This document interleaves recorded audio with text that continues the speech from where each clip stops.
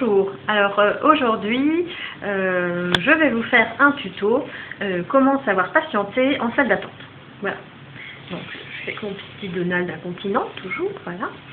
Donc cette idée parce qu'en fait comme je fréquente souvent les salles d'attente, on va dire une fois par mois, j'y vais au moins 3 heures malheureusement. Donc en fait je vois les gens qui s'impatientent, qui râlent, qui s'ennuient vraiment, qu'on dirait qu'ils n'ont rien à faire. Or il y a beaucoup de choses à faire en salle d'attente. Bon, certes, peut-être plus pour les femmes que les hommes, mais bon, même pas en fait, parce que même les hommes peuvent prendre soin d'eux.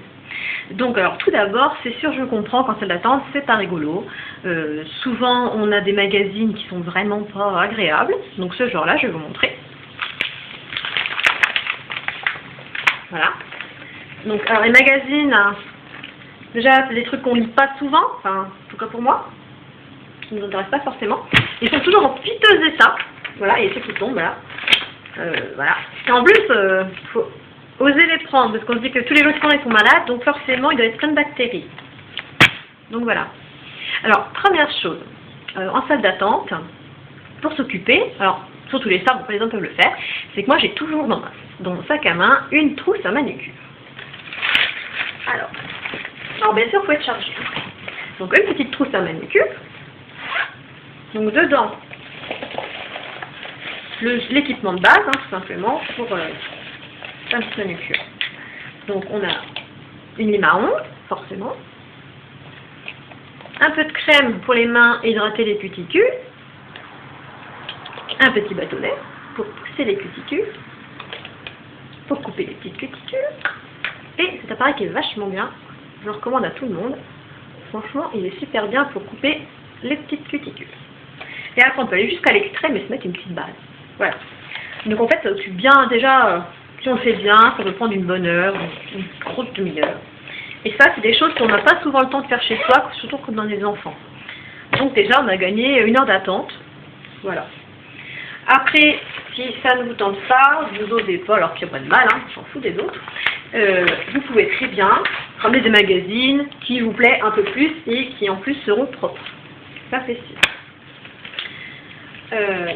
Après, sinon, une fois que vous avez fait votre manucure, vous avez regardé vos petits magazines, vous ramenez votre roman actuel. Donc moi c'est Le Mortel Instrument. Donc ça fait longtemps que je n'ai pas continué, parce que je passe qu'à la fin, donc c'est dommage. Voilà, un petit roman facile qui vous passionne. Voilà, donc déjà on a bien tué 2 heures là. Donc bien sûr, on peut aller boire un petit café en bas. Si dans la salle d'attente de votre médecin ou si c'est pas l'hôpital, vous n'avez pas de petit café, vous pouvez toujours vous armer d'une petite thermos. Bon, je sais, les gens ils disent ah mais on est bien équipés. De l'autre côté, ils sont un peu dégoûtés, ils auraient voulu faire pareil. Donc moi j'ai ma petite thermos. Une bouteille d'eau. Alors forcément des fois on a un peu mal à la tête, donc toujours penser au Doliprane, d'Afalgan et Feralgan. Les lunettes, si on perd une lentille de contact. Une petite femme, moi j'ai toujours un fruit, des fruits secs, le téléphone, parce qu'on a toujours des choses à faire, des appels, j'appelle une copine, j'appelle maman, voilà. Les mouchoirs, ça sert toujours, et l'agenda. Parce que l'agenda en salle d'attente, c'est trop formidable en fait. Ça permet de gérer son temps sur la semaine, de voir les rendez-vous, de voir qu'est-ce qu'on peut faire. Enfin, ça, je pense que je ferai un tuto un jour sur les agendas, parce qu'il y a beaucoup de femmes qui manquent de temps, parce qu'en fait, elles ne savent peut-être pas le gérer.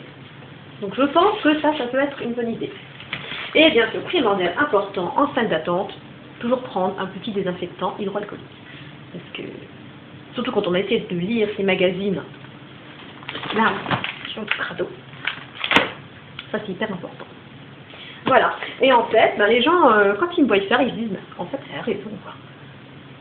Elle a passé son temps, elle a fait du temps pour elle, 3 heures d'attente, et des fois, vous croyez ou pas, et au bout de ces 3 heures, je suis un peu dégoûtée d'entrer déjà chez le docteur, parce qu'en fait, j'ai pas eu le temps de finir mon livre, ou finir mon agenda, ou ma manucure. Et du coup, des fois, j'aurais voulu que ça dure plus longtemps. Donc en fait, la salle d'attente, c'est un temps précieux. Voilà, donc j'espère que je vous aurai donné des petites idées pour les salles d'attente et pour pouvoir patienter tout en agrémentant votre temps autrement que de râler. Voilà, donc moi je vous dis une bonne soirée, à bientôt, peut-être, au revoir.